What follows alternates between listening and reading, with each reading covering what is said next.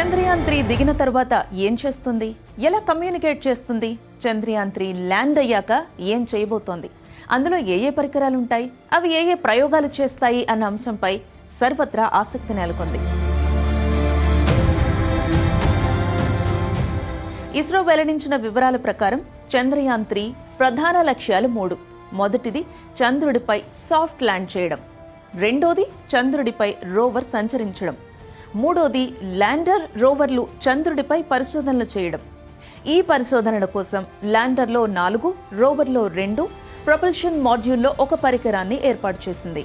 చంద్రయాన్-2లో పంపించిన ఆర్బిటర్ ఇంకా చంద్రుడి చుట్టూ తిరుగుతోంది కాబట్టి ఈ ప్రయోగంలో ఆర్బిటర్ లేకుండా కేవలం ల్యాండర్ రోవర్లను మాత్రమే పంపింది. వీటిని చంద్రుడి కక్ష వరకు తీసుకెళ్లడానికి ఉపయోగించిన ప్రొపల్షన్ మాడ్యూల్లో కూడా షేప్ అనే పరికరాన్ని అమర్చింది. షేప్ అంటే స్పెక్ట్రోపొలామెట్రీ ఆఫ్ హాబిటబుల్ ప్లానెటరీ ఎర్త్ అని అర్థం. అంటే ఇది చంద్రుడి చుట్టూ తిరుగుతూనే సుదూర విశ్వాంతరాళ్లలో భూమి లాంటి జీవం ఉన్న గ్రహాల అన్వేషణ కొనసాగిస్తుంది. ఇది చంద్రుడి చుట్టూ 3 నుంచి 6 నెలల వరకు పరిభ్రమిస్తుందని ఇస్రో అంచనా వేస్తోంది. ఈ షేప్ అన్న పరికరం సేకరించిన సమాచారాన్ని ప్రొపల్షన్ మాడ్యూల్లో అమర్చిన ఎస్ బ్యాండ్ ట్రాన్స్పాండ్ భూమి మీద ఉన్న ఇండియన్ డీప్ స్పేస్ నెట్వర్క్ కి పంపిస్తుంది. చంద్రయాన్-3లోని ల్యాండర్ 2 మీటర్ల పొడవు, 2 మీటర్ల వెడల్పు, 1 మీటర్ 116 సెంటీమీటర్ల ఎత్తుతో 1749 కేజీల బరువుంటుంది. చంద్రయాన్-3 కమ్యూనికేషన్లో ల్యాండర్ కీలకంగా వ్యవహరిస్తుంది. ఈ ల్యాండర్ రోవర్తో పాటుగా చంద్రయాన్-2 ఆర్బిటర్తో బెంగళూరు దగ్గరున్న ఇండియన్ డీప్ స్పేస్ నెట్వర్క్తో నేరుగా కమ్యూనికేట్ చేస్తుంది. ల్యాండర్ మాడ్యూల్లో 4 కీలకమైన పరికరాలు అమర్చింది ఇస్రో.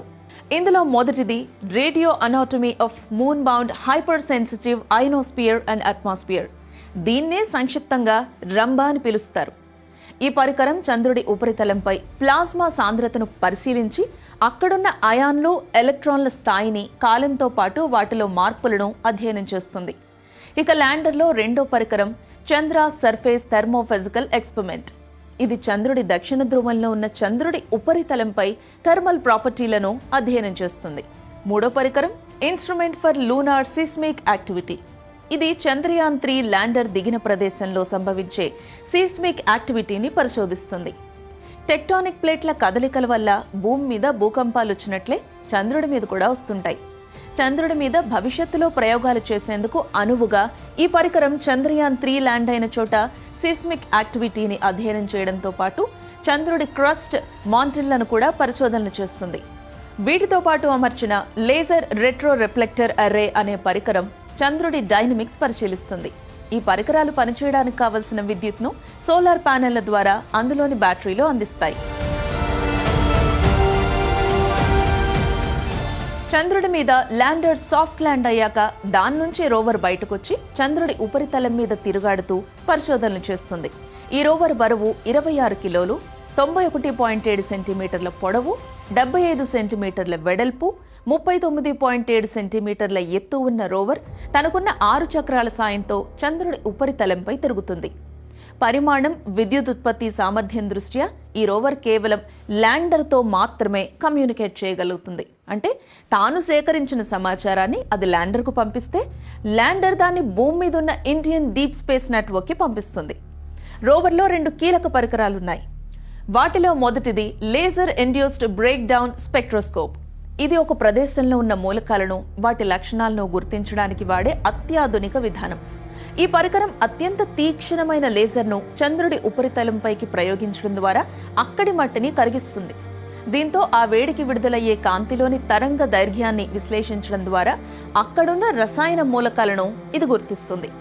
ఈ పరికరం చంద్రుడిపై magnesium, aluminium, silicon, potassium, calcium, titanium, ferrum వంటి మూలకాల జాడల్ని గుర్తిస్తుంది. రోవర్లో అమర్చిన మరో పరికరం ఆల్ఫా పార్టికల్ ఎక్స్రే స్పెక్ట్రోమీటర్. ఇది చంద్రుడి ఉపరితలంలో ఉన్న మట్టి, రాళ్లలో సమృద్ధిగా ఉన్న రసాయన సమ్మేళనాలను గుర్తిస్తుంది. చంద్రయాన్-3లోని ల్యాండర్, రోవర్, ప్రొపల్షన్ మాడ్యూల్ అన్ని సోలార్ ప్యానెళ్ల ద్వారా విద్యుత్ పొందుతాయి. అందుకే చంద్రుడిపై సూర్యోదయం అయ్యే సమయానికి ల్యాండర్ మాడ్యూల్ను దించేందుకు ఇస్రో ప్రయత్నిస్తోంది. చంద్రుడి మీద ఒక పగలు అంటే భూమి మీద 14 రోజులకు సమానం.